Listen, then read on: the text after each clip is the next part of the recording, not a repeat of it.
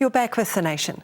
Since it took office, National has talked up the potential of our natural resources to help grow the economy. It's tried to encourage investment in many ways. The permit system for exploration and production has been streamlined, and it's opened up more opportunities for oil and gas exploration. So, has it struck gold yet? Energy and Resources Minister Simon Bridges joins me now. Good morning, Minister. Thank you for joining us. We do hear a lot about the potential. We don't see a lot in terms of performance of this industry. Look, I think actually the truth of the matter is this is a high-performing, long-standing industry in New Zealand. So you're talking about at the moment some $4 billion of revenue for the country, oil and gas and mining. And of course we go back to early colonisation times, go through the history of that. So it is a long-standing industry. In a sense where you're right is that we have, I think, really substantial untapped potential. So we're a long, large country. Actually, we have the fourth largest exclusive economic zone in the world, 18 petroleum basins, only one of those explored. The same is true for mining. So there is a lot of potential there that you're right, we talk about and we're trying to, I suppose, unlock. That said, you know, when we look at what's not performing, Petrobras pulled out of the East Coast, Oceania Reefton, that's closed. You've got problems at Waihi, Solid Energy, that speaks for itself. We've got problems still with Bathurst. So this is what we're talking about, how we discuss, you've just mentioned the untapped wealth, where you look at Petrobras saying, no thanks. Yeah. It's just not. Well, I think we could go through all of those examples and I could say, well, this was the situation here and so on. Here are the facts. Actually, this coming season in oil and gas, we've got some 10 to 14 offshore wells being drilled, many more, I think it's 30-something onshore. We're talking about $1 billion of exploratory investment this coming season. If you look at mining, actually, you're talking about much lower, but $50 million worth of exploration. You talk about the drilling and things. Shell's talking, you know, it says it's sort of 50-50 as to whether it's actually going to drill in the Great South Basin. OK, but it could drop the southern permits as well. So again, there's the potential, but you know, there's not the performance there. Well, there's no question in an industry like this, these businesses are assessing their global opportunities in their portfolio and they're looking here at New Zealand. I think what is true is I can't control the prospectivity, but we've got very good public policy. Actually, we're a good place to do business, and I think we are increasingly attractive. And I suppose what I'm saying to you and what I've just said to you is actually we are seeing, and we are bucking the global trend in this, significant increased activity in New Zealand. You're saying that we're a good place to do business. One of those reasons perhaps is because the OECD says our government collects tax and royalties on oil production of around 42%, give or take. The OECD average is almost 65%. So we're selling ourselves short here. That's why we're attractive. Well, I think we're around the middle of the pack, but let's face this. So I talk about $4 billion. We receive some $800 million a year in tax and royalties. Actually, this industry is paying over the odds compared with any other industry in New Zealand you can talk about. So that's $800 million a year on current figures. We're putting into schools, hospitals and so on. But we could get more. We could get more if we brought us up to the OECD average. So why are we selling ourselves short here? Well, I don't think we are, but of course it is a matter of being competitive and productive, and I think what you're seeing in Australia at the moment is a situation where they perhaps are increasingly less competitive and productive than, say, in New Zealand.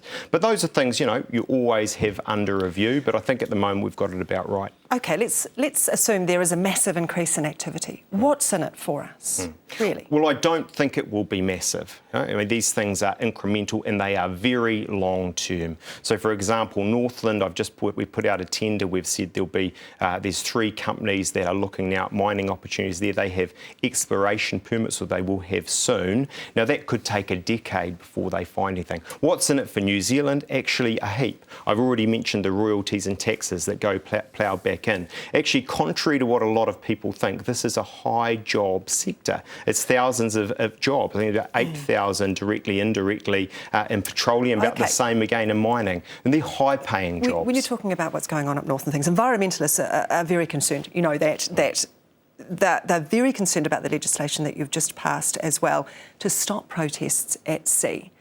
Whose idea was this? Was it the government's or was it the oil companies? Well, firstly, on the Crown Minerals law, let me just say, contrary again to perhaps what some of the environmentalists and the Green lobby may say, we have significantly lifted the environmental standards in that bill, right? But you've also blocked people from protesting, not particularly democratic. Well, actually, I don't accept that. I mean, I think properly understood. That legislation's been passed, though, hasn't it? Look, it has, but properly understood. All that law does is say, actually, we don't want to see people putting themselves in unsafe situations I right don't around think ship. environmentalists would agree with you on that, They can protest anywhere in New Whose Zealand. idea was it, frankly. yours or the shell companies? Oh, Or look, the it's oil ours. companies, Look, rather? our cabinet makes decisions on the basis of what we think is good public policy. Did you discuss it with the oil companies as well, though? Has there been dialogue about this? Prior to me, so the paper came to me newly as a minister, prior to me taking that to cabinet and that going through the cabinet process, I did not talk to any industry body about this bill. Now afterwards, I can tell you now, they say this is a good idea. We think actually this is good law that you've passed because we don't want to see these things. But prior to it's not about safety, though. Let's be realistic here. It's not about safety. Well, it's about being able to crack on and do what they want to do. Well, it absolutely is. I mean, you talk about the Petrobras example. They were out hundreds of kilometres from sea. They had protesters injecting themselves in the sea. These vessels can't turn around on the head of a pin. It's exceptionally dangerous. They're putting not only the people on board's lives at risk, but actually their own lives at risk. We've spoken to companies this program who have said, no, this actually was critical before they would come here. This was absolutely bottom line before they would do it, that this legislation had to be passed. Yeah, look, and that's good, but I can tell you now, I didn't have those discussions. What is true is that Cabinet made the decision because we see it as good public policy. OK. Pike River Coal Company had a public liability of only $2 million, which is pretty remarkable. It's indicated it has no intention of paying compensation to the level that the court has ordered. I think it's going to pay about $5K. It was ordered to pay about $110K to the victims. Is that acceptable to you? Well, I think I don't want to be pontificating on this subject at the moment. Really? The fact of the matter is there are still related court cases going on in relation to this. What is also true... If you remove your political hat, though, and just look at it morally, you know, there are young women with babies and children, no partners, no fathers, nothing, and the court has said these people deserve compensation to this degree. If you take off your politician's hat, what do you think morally? Well, I mean, I can't take off my politician's hat. I am Minister of Energy and Resources. When I talk, I speak as that. But, I mean, what is true, and I think as the Prime Minister has said, in terms of ACC, the payout there has been the biggest workplace payout ever. Now, look, as I say, there's related court cases going on. I haven't received legal advice on these matters yet. So I don't want to be Can the government do anything about that if these people only get, you know, a few thousand? Would the government look to step in and do anything? Look, I think it's clear that we'll obviously want to see legal opinions about these sort of issues.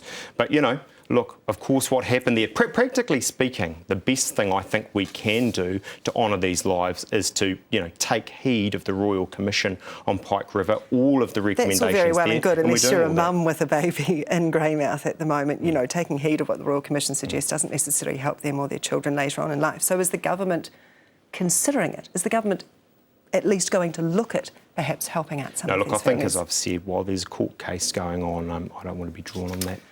OK. I do want to just touch on one other issue here, though, because compensation would cost the company about $3.4 million. As Brian Gaynor points out in the Weekend Herald, the Pike River Coal Company has already received insurance payouts of some $90 million. This is about prioritising, isn't it? Surely. Well, look, you know, his column, you know, it's a very interesting piece. There's been other ones, Fran O'Sullivan and so on, written similarly. I think that, you know, there's companies out there who could, you know, foreseeably stump up the money. Ultimately, those are things that those companies have to consider, not me. In future, should mining companies potentially have to pay a bond in case something like this should happen? Well, I think actually there's a task force on health and safety, an independent task force, looked at a number of these issues around corporate liability, directors' responsibility and so on. They've come up with some reasonably hard-hitting recommendations on that. The fact of the matter there is I'm considering those things seriously, all of the recommendations seriously. I'll actually be formally responding very soon. Lord forbid there's another Pike River. Oh, look, I mean, that's not something that's actually been recommended. Okay. Some of the things they're talking about are, for example, more significant criminal responsibility on boards. To what extent has Pike River given coal mining a bad name? Oh, look, there's no question that, you know, that was a wake-up call for this sector and actually for New Zealand. Deaths bigger than that, though, wasn't it? Absolutely, you know, and, you know, any of us could say anything other than this is, you know, one of the biggest tragedies we've seen in many years. I think, as I've said, the fact of the matter is there was a Pike River Royal Commission. It was very hard-hitting, 16 recommendations. The government this year is implementing those in full, and that's a good way to respect those people. I can't finish the interview without touching on solid energy. Just quickly, is there a case for breaking up Solid Energy, for perhaps selling off some of its assets? Well, I think those are it matters for the shareholding ministers, Tony Ryle and Bill a good English. idea? And look, they are certainly, I think, getting reports from, various accountancy firms and so on to understand the picture there. But the fact of the matter is, from my perspective, they have a number of mining permits and they are, going into the future perspective. And, as you said right at the start of this piece, we do have an agenda because we do believe there's more money and jobs for ordinary New Zealanders that can come out of this, and Solid Energy can be part of that. Simon Bridges, Energy and Resources Minister, thank you.